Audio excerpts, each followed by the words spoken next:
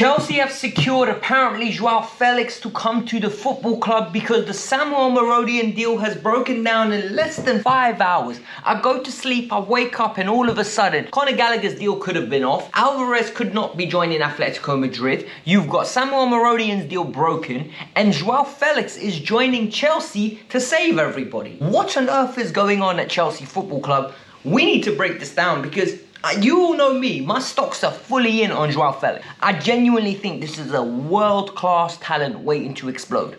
However, I have no clue how this has transpired. I'm going to try break it down. Fabrizio, reports in Spain, Ornstein, English media, all have been coming out with stories, with different versions of events. Literally, medicals failing, contracts breaking, Raheem Sterling's leaving. This is absolutely crazy. Let's get into it, let's break this down, let's try make sense of it, and then tomorrow I will literally give you the full breakdown of all the stories that have come out. But this is initial reaction. Yo, when it comes to transfer sagas, right, this is one of the most weird ones. And this is where I think Victor Osimhen comes in, because I think this deal is going to happen.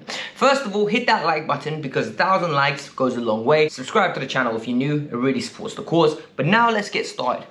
What has happened? Chelsea were about to sign Samuel Omorodion for 35 million euros. And what do we know about this deal? We know the player did not want to come. The player does not want to come. I'm telling you now, we've seen this on many occasions, right? The player wanted to stay in Spain. He wanted to stay at Atletico Madrid. He only joined them last year, went on loan. However, the window went on and somehow the player has got forced out the club to the point where he was going to join Chelsea Football Club. We were waiting for the Olympics to end, and then we got a here we go from Fabrizio Romano. But it didn't end there. And when it didn't end there, this is where it gets very interesting. First of all, the player came for a medical. So now this is one side of it coming out. They are coming out with statements that Fabrizio's come out with. The player's medical didn't go as planned. The player's had something most probably in his medical that Chelsea didn't like. And what I'm going to ask is, when has this stopped Chelsea before? The only example where I could think it stopped Chelsea was Tyler Adams. And what happened? They pulled out of that deal and they went and got Caicedo and they went and got Lavia. Since then, we don't care about medicals. Like genuinely, when has that ever stopped us? Let's look at it realistically. We signed Christopher Nkunku after he had injuries, and then his injuries got worse. We were going to sign Michael Elise, who's got abundance injury problems. We got Pedro Neto, injury problems. And then there are other players that we've signed that were injured. Do you know how mad that is? Genuinely. So all of a sudden now, Omorodion's not good enough? What I think it is, and you lot are going to say I'm reaching, I think Chelsea have decided, you know what, he's just not worth the money. He's not worth the money. It's too much of a risk. You can't pay 35 million for a player that is a project player. And what has happened because of this? I think we are going to go after Victor Osimhen and we're going to secure him before the window closes. This is what I think is going to happen. He's going to come in and be our main number 9. He's going to be our main vocal point. Some of you know, I want Jackson to be our main vocal point, Christopher Nkunku and Mark Guiu being his backup understudies. However, if we get Victor Osimhen, like I said, I won't be complaining. Yet, now Joao Felix comes into the criteria. And this is where it gets very, very interesting. So because the deal is breaking down, this deal has to happen for Gallagher and Alvarez to go to Madrid. Reason being is Atletico need to balance the books. They need to sell a player for a significant amount of money, and that will help balance the books to make these deals mechanically possible. However, Joao Felix is coming the other way. How that has happened, I do not understand, because Chelsea weren't interested in Joao Felix. There are reports now coming out decorating the story in different ways. Some people are saying that this is a Jorge Mendes client. Mendes is helping Joao Felix come back to Chelsea. Chelsea want to help Mendes out because they got Pedro Neto. Other reports are saying, and this is the interesting one, that Chelsea always wanted Joao Felix. It was Mauricio Pochettino that didn't want Joao Felix.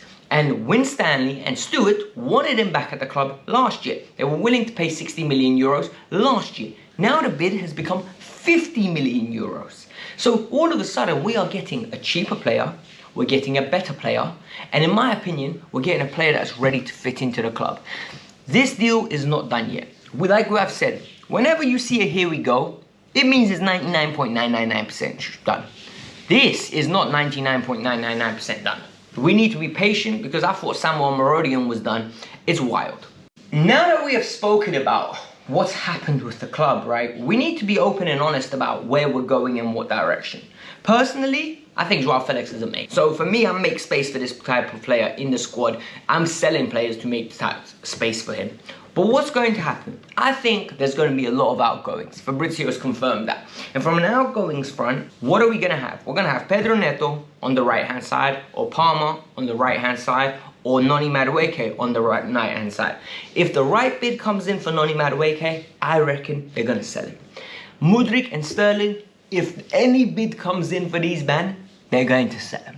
Because there is no way I can see Mikhailo Mudryk staying after the preseason I've seen him have. Like, we have literally signed 2 players to take his position in Neto and Felix. Sterling, they're trying to move him off the books. But how is this all going to fit? My argument is, what are they going to do? Because you can't go into a midfield with Nkunku and Felix in a 10. You're just going to get eaten alive. Whoever's the other remaining midfielder is going to be absolutely destroyed. So what I think could happen is, Nkunku is going to be playing in the 8 role or the 9 role. Felix can play in the 8 role, 10 role, or he can play in the 7 role. And all of a sudden, we've got an abundance and a plethora of comfortable ballers in possession with the ability to create and the ability to make something happen for themselves. I'm very excited to see how this all transpires, how this all links.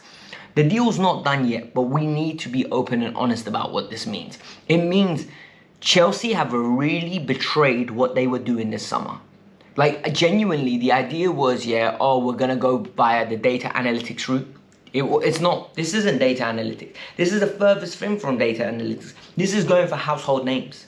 This is, all of a sudden, yeah, we've got our youngsters that we wanted. Now we're going to get the star boys. Now we're going to go get the hype. Now we're going to go get the world-class players. And whether you agree with it or not, I think it was needed. The window was looking really lackluster. Fans' appreciation was really low. And all of a sudden, if you inject Chelsea with a bit Pedro Neto, a little bit of adrenaline shot from Joao Felix, and then you go get a number 9 that a lot of the fan base wants, and more importantly, you must want him on a loan deal with an obligation or a loan deal with an option. An option will be amazing. Yo, we're cooking with oil. There won't be a video later today. No matter what happens, I'm going to be at a wedding. So hit the like button. That's why you man are getting this one early. I hope you lot appreciate it. I can't believe what has happened. My favorite player is joining the club. Peace out. I'm out. Have a lovely day.